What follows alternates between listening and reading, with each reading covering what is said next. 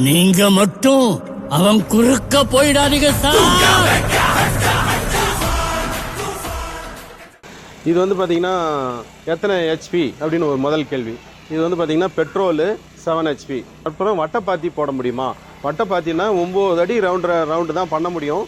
அதுவும் வந்து அகலம் கொஞ்சம் அதிகமான ஒரு இதில் டயமீட்டர் தான் போட முடியும். அது 9 அடியிலேருந்து 10 அடி அந்த ரேஞ்சில் தான் டயமீட்டர் வட்டைப்பாத்தி போடணும்.